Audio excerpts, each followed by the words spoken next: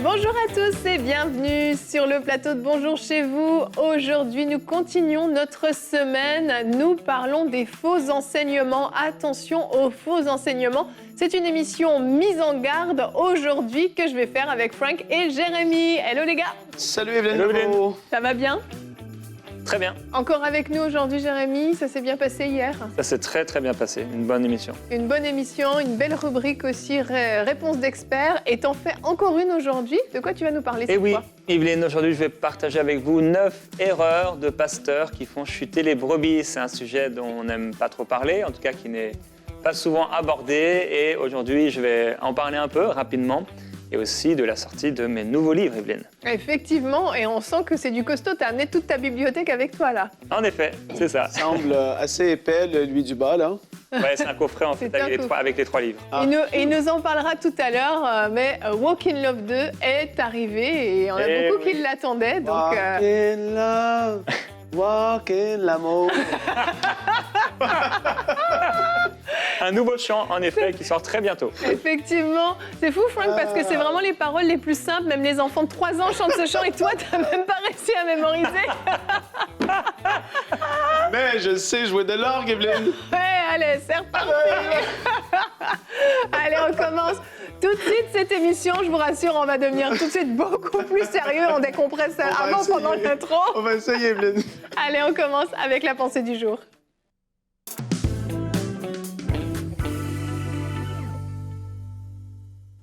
Et oui, on parle des faux enseignements aujourd'hui. On va parler aussi des faux enseignants, des faux prophètes. Et la parole de Dieu nous met en garde à plusieurs endroits. On va pouvoir lire quelques versets tout de suite ensemble pour voir ce que la parole de Dieu nous dit. Dans Matthieu 7, le verset 15, ça c'est Jésus qui nous parle et qui dit « Méfiez-vous des prétendus prophètes. Ils viennent à vous en vêtements de brebis, mais au-dedans, ce sont des loups voraces. » Après ça, l'apôtre Jean lui-même en parle dans 1 Jean 4 au verset 1. « Bien-aimés, n'ajoutez pas foi à tout esprit, mais éprouvez les esprits pour savoir s'ils sont de Dieu, car plusieurs faux prophètes sont venus dans le monde. » Et l'apôtre Pierre en parle aussi. Vous voyez, c'est pas qu'ils se sont forcément concertés, mais il semble y avoir un discours qui est là, avec plusieurs parmi eux. Là, c'est Pierre qui nous parle dans 2 Pierre 2, versets 1 et 2. « Cependant, il y a eu parmi le peuple de prétendus prophètes. De même, il y aura parmi vous de prétendus enseignants. Et ils introduiront sournoisement des doctrines qui conduisent à la perdition. » Et même l'apôtre Paul qui s'en est mis. Il a dit dans 2 Timothée, chapitre 4, les versets 3 et 4, « En effet, un temps viendra où les hommes ne supporteront plus la saine doctrine, mais au contraire, ayant la démangeaison d'entendre des choses agréables, ils se donneront une foule d'enseignants conformes à leurs propres désirs. » Et il continue. Donc, on voit, la parole est assez claire à ce sujet. Il va y avoir des faux prophètes, des faux enseignants, des faux enseignements et des choses qui vont vouloir être agréables aux oreilles des gens de ce monde, même aux oreilles des chrétiens, parce qu'ils vont vouloir entendre ce qui leur fait du bien, justement, soit dans leur péché ou dans une voie qui peuvent s'égarer, et puis ça va les conforter dans cette dimension-là. Mais attention, il y a quelque chose qui est important à faire. Il faut faire la part des choses, en fait. C'est pas parce que vous entendez quelque chose à votre église qui griche un peu à votre oreille, ça fait que votre pasteur peut porter l'étiquette de faux enseignant ou faux prophète, etc. Il faut faire la part des choses. Et comme je dis souvent, si vous mangez du poisson, vous mangez le poisson, mais vous enlevez les arêtes. C'est pas parce que dans le poisson il y a des arêtes que tout le poisson est mauvais. Non, et au contraire, même on doit être ouvert, justement, à pouvoir grandir au niveau de ce qu'on comprend de la parole de Dieu, ce qu'on a peut-être cru connaître tout au long de notre vie, mais soudainement, quelque chose de nouveau arrive. Il faut faire attention de ne pas se braquer, mais il faut pouvoir éprouver, justement. Et puis là, on va voir, je vais vous donner 4 petits points pour savoir comment éprouver quelque chose que vous avez pu entendre enseigner sur Internet ou évidemment à votre Église aussi. Valider que ce qui est enseigné soit en accord avec la parole de Dieu, tout simplement. Super important. Valider que ce soit en accord avec la parole. Il y a des gens qui peuvent prêcher des choses parfois qui peuvent sembler bizarres. On peut dire, attends un instant, j'ai peut-être moins d'expérience que lui ou que elle ou que cette personne qui a enseigné. Je vais aller voir ce que dit la parole à ce sujet-là. Après ça, écoutez votre témoignage intérieur. C'est arrivé où j'ai entendu des enseignements ou des choses qui ont été dites qui ont fait c'est comme si à l'intérieur de moi, il y a un truc qui ne va pas. Ça ne veut pas dire, je le répète, que cette personne-là est méchante et veut ton mal. C'est juste parce que peut-être qu'elle a compris quelque chose d'une certaine façon. ou qu'elle a sorti un verset hors de son contexte, où il peut y avoir toutes sortes de raisons, mais ça ne fait pas de nous les grands examinateurs de chaque prédicateur sur la surface de la terre. Ça aussi, c'est un piège. Lorsqu'on arrive à un endroit où est-ce qu'on veut trop examiner, trop savoir discerner, que lorsque le pasteur prêche, on reçoit même plus la parole qui est prêchée parce qu'on essaie de tout examiner, de tout discerner. Est-ce que ce qu'il dit, c'est bon? Et ça, on est dans un endroit qui est dangereux. Il ne faut pas être là-dedans. Et puis, dernière chose, je veux aussi dire de faire la part des choses entre des doctrines bibliques et des conseils qui s'appliquent à la vie de tous les jours. Quand un pasteur peut prêcher sur le couple ou la famille ou quoi que ce soit, il peut parler de ce que dit la parole, mais après ça, il peut apporter aussi des points de vue qui sont dans ses propres convictions à lui ou elle, personnellement. Et donc là, si on n'est pas forcément en accord avec une façon peut-être d'élever nos enfants, ça ne fait pas de lui un faux enseignant. Il faut différencier la doctrine biblique de, comme j'ai dit, la pensée qui peut être là, ou les convictions personnelles que chacun peut avoir. Amen. On continue d'en parler dans le restant de cette émission, Evelyne, parce que j'ai débordé. Absolument, mais c'est pas grave, c'était très intéressant. Merci, Frank. On voit dans ta pensée l'importance d'être équilibré. C'est trop facile, effectivement, des fois, de catégoriser les gens. On les met dans la catégorie faux enseignants, faux prophètes, et on jette tout à la poubelle parce qu'un jour, peut-être, ils ont dit un mot ou une phrase de travers. Donc, il faut faire attention. Ce n'est pas ce qu'on est en train de dire aujourd'hui. Et on ne veut pas que vous deveniez des gens qui vont, comme disait Frank à la fin, étudier, scruter chaque mot qui est dit par son pasteur et puis aller ensuite pointer du doigt puis dire à la recherche d'une erreur. Parce que quand on la cherche, on la trouve généralement. Là, le but est vraiment de vous mettre en garde sur ce que vous choisissez d'écouter.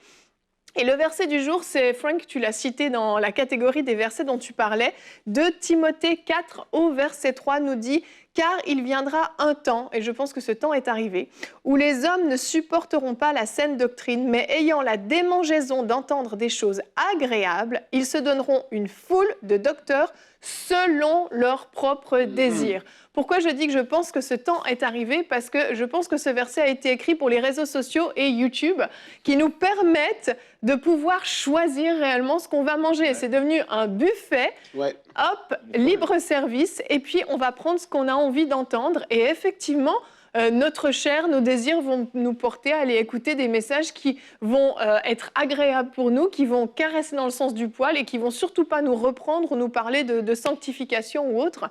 Et c'est là où vraiment c'est important de comprendre que vous ne pouvez pas vous nourrir de n'importe quoi. Sincèrement, faites très attention. Sur YouTube particulièrement, il y a vraiment des enseignants qui disent n'importe quoi. Sincèrement, c'est extrêmement grave. Et quand je vois le nombre de vues et les commentaires sous des vidéos qui vont être dédiés même parfois juste à la critique, uniquement de A à Z, la vidéo ne parle que de critique, et les gens « Amen, mon frère, oui, merci, t'es vraiment un homme de Dieu », je me dis, mais attention, c'est terrible parce que les chrétiens s'égarent et effectivement vont chercher des enseignements qui vont aller dans leurs propres désirs, qui vont leur faire du bien juste parce que c'est agréable à écouter. Et vraiment, Dieu en a parlé dans la Bible. On ne peut pas comme ça aller écouter n'importe quoi et se satisfaire d'enseignements qui vont à l'encontre de ce que la parole de Dieu dit. Il y a des gens qui vont aller chercher à entendre quelque chose de nouveau, on dirait tous les semaines ou à tous les mois, parce qu'ils se disent « je connais la doctrine ou l'enseignement de mon pasteur ou de EMCI ou de telle chaîne ou peu importe », alors qu'ils ne vivent même pas eux-mêmes dans leur vie personnelle les bases. C'est-à-dire qu'il y a une différence entre la connaissance intellectuelle, tu as pu entendre des choses dites, mais tu ne les vis même pas encore, et tu essaies d'aller chercher des choses nouvelles à droite et à gauche pour essayer d'avoir de quoi de nouveau. Et puis, comme tu l'as dit, il y a beaucoup de personnes qui vont essayer d'avoir la nouvelle révélation, entre guillemets, à jour, pour pouvoir donner quelque chose de nouveau, de frais, pour ne pas se répéter, etc.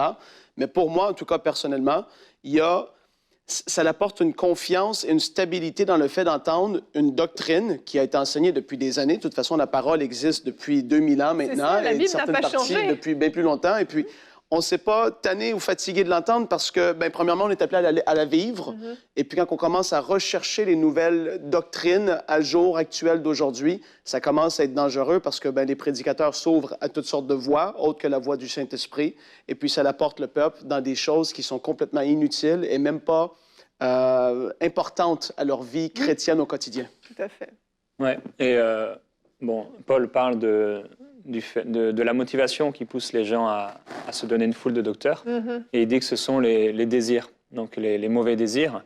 Et dans cette génération, plus que jamais auparavant, je crois, comme tu le dis, bon, la possibilité maintenant d'écouter une foule de docteurs. À l'époque où Paul prêchait, il n'y avait pas une foule de docteurs. Non, bon, il y en avait quelques-uns, c'est sûr.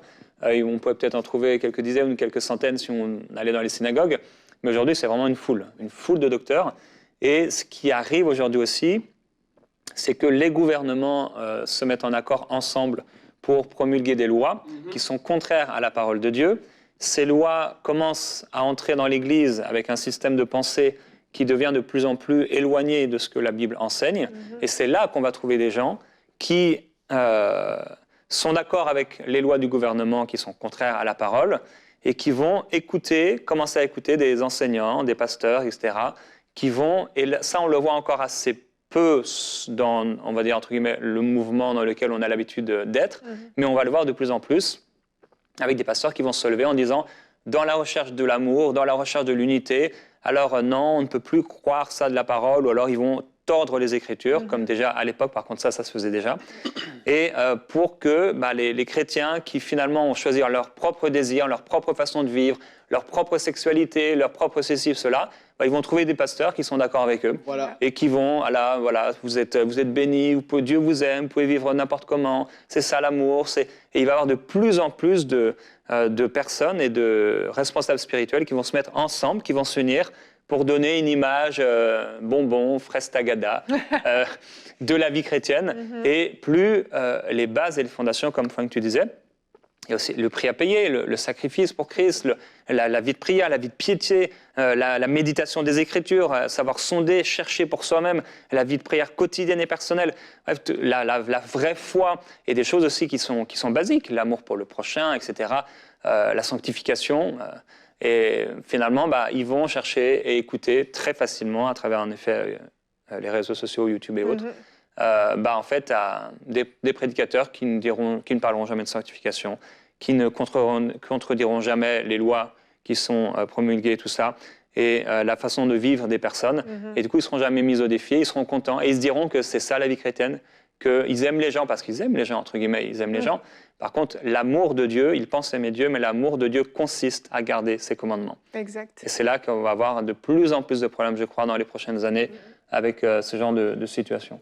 Le problème, c'est qu'on a voulu dire que la Bible n'était plus actuelle. On a voulu actualiser la Bible, alors que la Bible était actuelle au moment où elle a été écrite, mais elle est encore actuelle aujourd'hui. On le voit, ce verset fonctionnait très bien du temps de Jésus et il fonctionne encore très bien aujourd'hui. Et en fait, la Bible est restée actuelle. Mais dans certains, c'est ça, on a voulu faire croire aux chrétiens que la Bible devait être actualisée, qu'elle devait être reformatée pour que justement elle puisse correspondre au monde d'aujourd'hui, aux valeurs d'aujourd'hui, à la tolérance qui est nécessaire à avoir aujourd'hui. Et c'est là où c'est devenu extrêmement dangereux, c'est que c'est ça, on a dit, ce verset-là, on ne peut plus vraiment l'appliquer aujourd'hui, ça ne marche plus.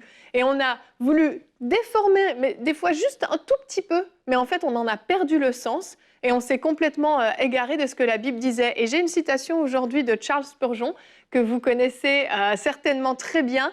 Il a dit que l'Église ne détermine pas ce que la Bible enseigne, c'est la Bible qui détermine ce que l'Église doit enseigner. C'est tellement fort. Si seulement on pouvait ne rester basé que sur ce que la Bible dit et n'aller ni à droite ni à gauche. Et lui, quand il a écrit ça, il était dans un contexte encore où les dénominations de l'époque dictaient ce qui était enseigné dans toutes les églises de tout le pays le dimanche matin, alors que les prêtres ou les pasteurs ou peu importe le nom, ne lisaient et n'avaient possiblement jamais lu la Bible de toute leur vie. Affreux, hein? Quand tu regardes l'histoire de l'Église, c'est ce qui se passait dans les années 1500, 1600, 1700. Les gens qui étaient là à la tête, la majorité d'entre eux ne prêchaient et n'avaient jamais lu la Bible. Ils ne disaient que des trucs qu'ils recevaient. Et puis, c'était n'importe quoi. Et les gens n'étaient pas amenés dans la voie du salut, etc. Et quand il y en a qui ont commencé à prêcher la parole, comme Charles Spurgeon a dit, c'est là qu'il y a eu des réveils qui ont éclaté. Vas-y. Vas-y. D'ailleurs, dans l'Église traditionnelle, qu'on connaît, les églises traditionnelles, en fait, en général, on n'est pas mis au défi. Du tout. Du tout. On nous pousse à prier pour les morts, on nous pousse à aimer notre prochain, c'est bien, à aider notre prochain, à être gentil, à être bon, mais on n'est jamais mis au défi sur la repentance. Ouais. On ne nous prêche pas, dans les églises traditionnelles, d'une manière générale, la repentance. Repens-toi de tes péchés, change de vie, ne soient plus alcooliques, ne soient plus menteurs, ne soient plus tricheurs, ne soient plus voleurs. Ça, c'est l'Évangile. Oui, complètement. Et en fait, on ne le prêche pas. C'est voilà, oh, bah, tel a dit ça un jour. C'est la philosophie. Oui, Et c'est terrible. voilà. Ouais, je me rappelle d'une église où je suis allé. Le monsieur avait lu un verset, avait fermé la Bible, avait dit c'est assez pour aujourd'hui, a commencé à faire son sermon par la suite. C'était sec, terrible. T'as pas envie d'être là une seconde. Et puis, en tout cas, que Dieu nous aide et qu'il nous garde de tomber dans ces voies comme ça où ce qu'on pourrait. Il y en a qui ont bien commencé, et la parole de Dieu nous le montre. Il y en a qui ont bien commencé, qui étaient aux côtés de Paul, aux côtés des autres, et qui se sont égarés dans toutes sortes de choses. Et puis aujourd'hui, on n'est pas à l'abri de ça. Faites attention à ce que vous entendez, à ce que vous écoutez. Cherchez une parole, une nourriture spirituelle qui va vraiment vous fortifier, qui va vous mettre au défi, comme Jérémie l'a dit. C'est pas normal d'aller semaine après semaine à l'Église et de ne jamais se sentir être mis au défi ou de se remettre en question ou de s'examiner soi-même. C'est pas normal. La parole le fait. Je suis chez moi le soir et je lis et elle me remet en question. Je m'examine moi et je dis « Wow! Qu'est-ce qui est dit? C'est tellement fort, tellement profond. » Et puis, soyons ces gens-là qui allons rechercher à vivre la parole et à connaître la parole. Amen. Profondément. C'est ça, au fond, le secret, le meilleur conseil qu'on puisse vous donner aujourd'hui pour justement discerner ces faux enseignements et ne pas vous en nourrir, c'est de connaître la parole de Dieu. Et ce qui a fait que les gens ont accepté aussi ce qu'on leur a dit du haut de la chair comme étant la parole de Dieu, alors que ça ne l'était pas, c'est parce qu'ils ne connaissaient pas la Bible. Nous avons la grâce d'avoir la Bible avec nous, elle est disponible, vous pouvez vous en procurer partout, même sur Internet gratuitement. Eh bien, connaissez votre Bible, méditez-la et examinez toute chose, non pas dans un désir de juger ou de chercher les erreurs, mais juste de vous assurer que ce qu'on vous dit, ce qu'on vous enseigne est bien conforme à la parole de Dieu. On va enchaîner maintenant. Alors, on ne va pas parler de faux enseignants, ce n'est pas du tout le but de cette rubrique, pour la réponse d'experts.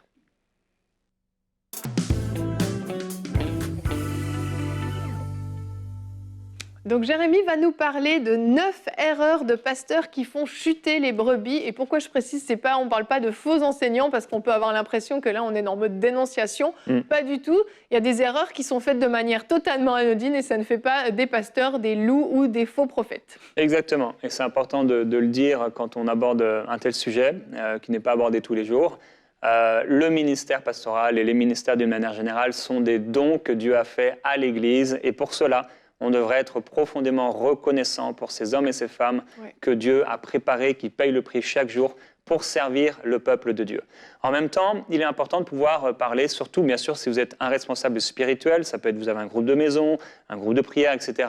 Il est important de connaître les erreurs à ne pas commettre alors que vous êtes dans le service pour les autres. Donc, cette rubrique et mes nouveaux livres d'ailleurs ne sont pas seulement pour les pasteurs ou les dirigeants d'église, mais pour toutes les personnes qui veulent aider les autres d'une manière spirituelle.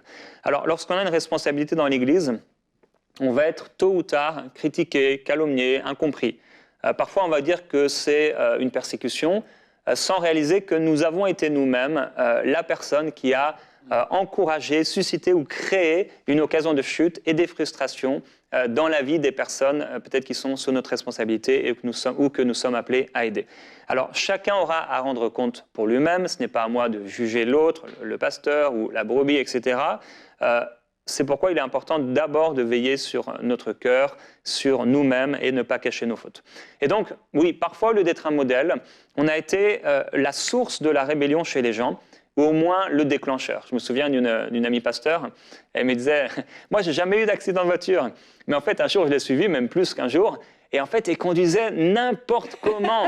Alors oui, elle n'avait jamais eu d'accident de voiture, mais sérieusement, je pense qu'elle avait déjà créé derrière elle des accidents de voiture. Et des fois, on ne réalise pas qu'on fait des choses, mais on crée derrière nous des problèmes et des accidents relationnels dans l'Église. Alors c'est sûr qu'en 9 minutes, je n'aurai pas le temps de détailler ces 9 erreurs, mais de faire un rapide survol justement de ce que j'ai partagé dans mon nouveau livre, Walk in Love 2, pour tout leader spirituel, comme j'ai dit, groupe de maison ou autre. Il y a aussi le 3e ici, 25 types de personnes qu'on trouve au sein d'une église ou d'une division. C'est super intéressant et il s'ajoute au premier livre et ils forment ensemble un coffret donc, dans lequel je parle un peu de tout ça. Je vais juste faire un survol rapide. Jésus a dit qu'il était impossible pour nous de ne jamais être une occasion de chute. Donc un jour ou un autre, même Jésus a été une occasion de chute pour quelqu'un alors qu'il n'a jamais péché. Donc qu'on soit innocent ou non, on doit faire par contre des efforts afin de ne pas augmenter le nombre d'occasions de faire chuter les autres. Maintenant, ceux que Dieu a placés sous une autorité spirituelle ont eux aussi des responsabilités. Ils doivent à leur conducteur obéissance et soumission. Et mon premier livre, là, le livre rouge, Walk in Love 1, leur était dédié. Donc chacun a sa responsabilité. Le leader spirituel, il aura des comptes à rendre à Dieu sur le modèle qu'il a été pour les brebis. Et celles-ci auront aussi des comptes à rendre pour la façon dont elles se sont conduites envers lui. Et la crainte de Dieu va nous permettre à tous de pouvoir marcher d'une bonne façon. Alors, première de ces erreurs, les erreurs de communication. On peut mal communiquer et ne pas réussir à se faire comprendre. On peut aussi ne pas communiquer ou au contraire en dire trop.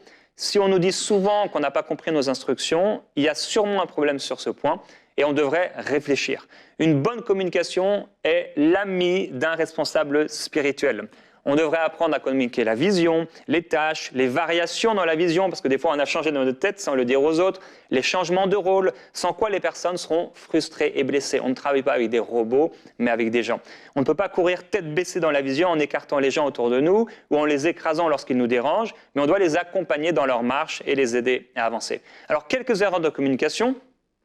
S'imaginer que les autres devraient forcément nous comprendre. On s'imagine que parce que je parle, ils doivent me comprendre. Ou rester silencieux, ça c'est une autre erreur qu'on peut faire dans la communication. Avoir peur de la confrontation, trop parler, on parle tout le temps, on en dit trop, ne pas savoir garder les secrets. Mal parler, ça veut dire on parle d'une mauvaise façon, on parle de manière vulgaire ou méchante, etc. Mal s'exprimer, ne pas savoir utiliser le langage qui convient.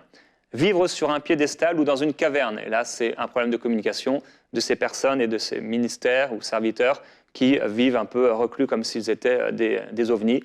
Et ça, j'en parle précisément dans mon livre. Alors, le fait de la communication, ce n'est pas une chose qui est simple. Écoutez, entre ce que j'ai voulu dire, ce que je voulais dire, ce que j'ai dit, la façon dont je l'ai dit, ce que j'avais vraiment voulu dire après l'avoir dit, ce que l'autre a entendu, ce qu'il a compris de ce que j'ai dit, ce qu'il a interprété, parce qu'on interprète, ce dont il se souviendra et ce qu'il va interpréter de son souvenir, en fait, il y a une grande différence, ça peut être le jour et la nuit. C'est clair. Entre ce que j'ai voulu dire au départ et ce que l'auditeur interprétera à partir de son souvenir, il risque d'avoir un fossé énorme. Donc, comprendre ce principe, ça ne devrait pas nous amener à être, ou à vouloir être des experts de la communication, mais au moins, ça devrait nous amener à l'humilité et à l'indulgence face aux éventuelles incompréhensions de nos auditeurs. Les erreurs de communication, j'en parle largement dans le livre, c'est vraiment une des erreurs les plus courantes dans le service pour les autres. Deuxième erreur, les erreurs de bon sens. On doit être prudent comme des serpents. Alors, il y a plein d'erreurs de bon sens, j'en parle de deux particulièrement dans les livres. Par exemple, être opportuniste en invitant n'importe qui prêcher, ça a fait tellement de mal aux églises. Une des erreurs de bon sens, par exemple, être seul quand on est un homme avec une autre femme que la sienne. Ça a créé tellement aussi de problèmes dans l'Église. Et il y a plein d'erreurs juste de bon sens comme ça qui peuvent créer chez les autres des occasions de chute. Troisièmement, les erreurs de jugement. L'un des sentiments les plus difficiles à vivre en tant qu'être humain, c'est celui de l'injustice. Dieu prête une attention particulière à ce qu'on n'ait pas des balances fausses, mais un même poids et une même balance dans nos rapports les uns avec les autres. Ça a été le problème du sacrificateur Élie. Il avait une balance pour ses fils qui péchaient et qu'il ne voulait pas confronter.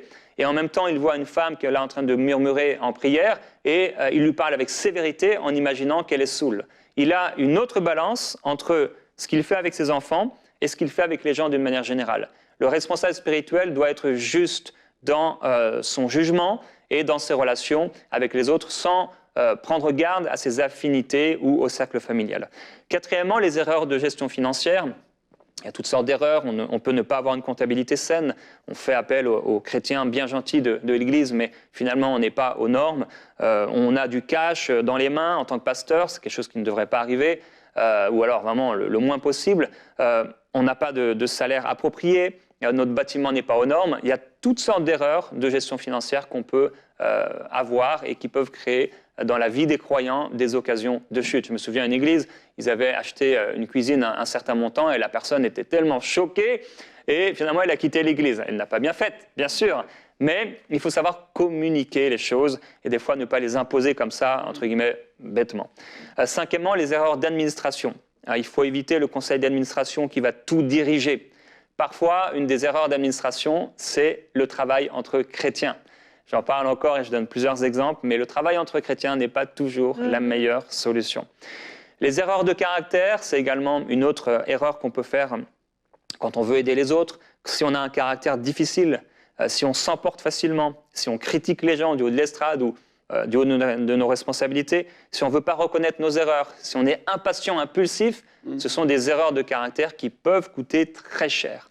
Septièmement, les erreurs de péché. Alors ça, c'est sûr que c'est une occasion de chute. Forcément, les péchés sexuels, l'hypocrisie, l'orgueil, l'égoïsme, la rébellion, parce que souvent la rébellion touche les responsables spirituels. Les erreurs de péché, c'est évident que ça va créer des occasions de chute. Huitièmement, l'esprit de contrôle. J'aurais voulu vous donner 14 caractéristiques d'un leader qui agit avec un esprit de contrôle sur les gens. Mais on n'a pas le temps. Mais on n'a pas le temps, donc voilà. Mais c'est dans le livre. Et neuvièmement, l'esprit religieux. Le pasteur frustré qui ne vit plus rien avec Dieu, ou le pasteur que j'ai appelé le pasteur casseur qui traite durement les gens parce qu'en fait, ça va pas bien, il ne vit plus rien et il devient dur avec les gens. Donc que ce soit l'esprit de contrôle, où là on a une pression constamment, on surveille les gens, on veut tout contrôler, c'est très mauvais. Et l'esprit religieux également, ça va créer de mauvaises choses et de mauvais fruits. Yveline, si tu me permets, mais je crois que tu me le permets. Bien sûr. Les livres sont disponibles à partir d'aujourd'hui. Et oui, grâce à Bonjour chez vous, je sors ces deux nouveaux livres sur walkinlove.fr. Et j'ai une bonne nouvelle, j'ai tout fait, tout mon possible pour que nos frères et nos sœurs depuis l'Afrique puissent commander les livres en Afrique. Donc à partir d'aujourd'hui, à partir de ces nouveaux livres, tous mes livres sont disponibles, ils sont au Bénin. Et à partir du Bénin, que vous soyez en Côte d'Ivoire, au Cameroun ou un peu partout en Afrique, vous pouvez commander et recevoir en 3 à 5 jours où que vous soyez en Afrique avec vos moyens de paiement que vous avez en Afrique. Et la même chose, bien sûr, pour l'Europe et les autres continents. Et la bonne nouvelle, c'est qu'il va y avoir Walk in Love 2, donc la suite, le chant Walk in Love 2 qui sortira le 7 novembre sur ma chaîne YouTube. Mais c'est formidable tout ça. Merci Jérémy. Bravo et félicitations pour cet accouchement. Oui.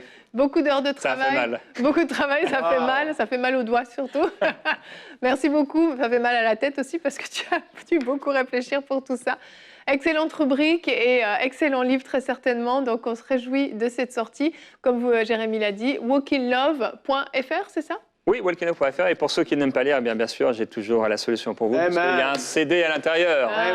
Franck Poulain est content. Oui, c'est en téléchargement même. Oui, je peux terminer en chantant le chant peut-être. Non, pas la peine. Jérémy veut, lui. Tu pourras le faire quand les micros seront coupés, on te laissera le faire. Qu'est-ce que je voulais dire ? J'avais des choses à dire, mais du coup, vous m'avez fait perdre le fil. Walkinlove. Nous allons nous retrouver demain, on va en rester là. Je ne retrouve plus ce que je voulais vous dire. As-tu l'impression de faire du surplace ? Demain, on va parler procrastination. Et Nadine va faire une rubrique conseil du coach. Elle est experte en procrastination. Vous verrez dans quel sens. Allez, à demain. Bonjour chez vous.